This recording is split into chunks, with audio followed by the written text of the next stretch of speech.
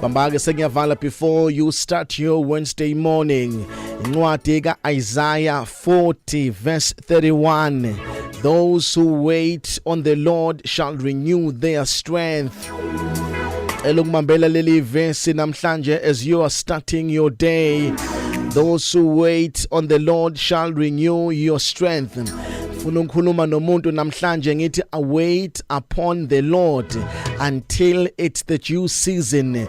You need to understand ukuthi umuntu nomuntu udlula kuma seasons ahlukahlukene before they acquire what they need from the Lord. Kwesinye isikhathi ufika ucele kube nesikhathi kube neseason yokuthi ulindele lokhu okucelile enkosini bese kuba iseason yokwamukela lokho sokucelile enkosini. Abantu abaningi they don't understand the waiting season. Bafuna ukucela bese beyamukela same time. Kanti kuyenzeka uNkulunkulu akulindise hayi ngoba ethe ngeke uzukuthola lokho okufunayo ngoba impendulo zikaNkulunkulu azisho kuphela ukuthi no noma yes. Kwesinye isikhathi uthi not manje hayi ngoba ngeke ezekunikeze but uthi wait.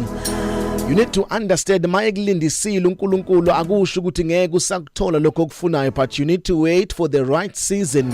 You need to wait for the right time. You need to wait ukuze uNkulunkulu akunikeze ngesikhathi esifanele. Baningi abantu eBhayibhelini abake balinda and izinto ezinamandla you need to know ukuthi ziyalindwa nezinto ezinkulu futhi ziyalindwa. uAbraham nonkosikazi wakhe uSara bake balinda for 25 years benikezwe isethembiso sokuthi bazothola umfana bazothola umntwana but they had to wait for 25 years bengamthola umntwana ngoba izinto ezinkulu zikaNkulunkulu ziyalindwa. Uma uNkulunkulu ezoletha izinto ezimangalisayo ukwenza ukuthi ulinde. The longer you wait kusho ukuthi nento uNkulunkulu akakulungiselela yona inamandla. Ngakho ungakhale mawubona abanye sebemukela okwabo wona usalindile kusho ukuthi okwakho uNkulunkulu sakulungisa kuzofika ngesikhathi esifanele. Okwakho remain in your position and wait for the Lord. Ulindele isikhathi esifanele. uJoseph ake wanikezwa iphupho lokuthi uzoba inkosi but he had to wait for years. Lingafezeki iphupho kodwa wama walinda noma bembetray abafowabo noma bemaccuse ngezinto akangazazi but he waited for the Lord ngoba the waiting season will refine you and prepare you for what is coming. So just wait upon the Lord. Ungasheshi give up, ungasheshi uyeke but wait. Even not David, he was anointed as the king but waqhubeka wayolusa izimvu and he waited for 15 years before he became a king. Imagine being anointed ukuthi uzoba inkosi kodwa uqhubeka ulinde uqhubeka uyohlala ehlanu yolusa izimvu after being anointed but he understood ukuthi lokhu uNkulunkulu akakupromisile ukuthi uzokwenza. Just have to wait.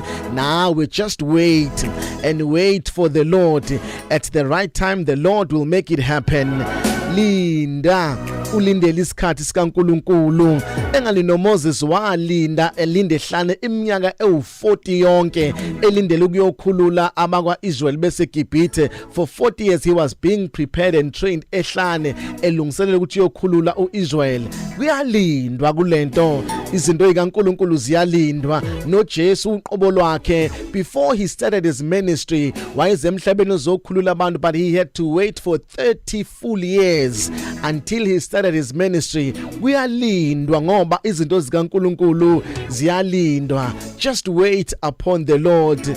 Wait for God's time. Wait for God's season. Ngesikhathi esifanele the Lord will make it happen. I am Phumlani Nkwanyana. You are blessed, you are favored and you are set apart. Good morning, Mega Grace Nation.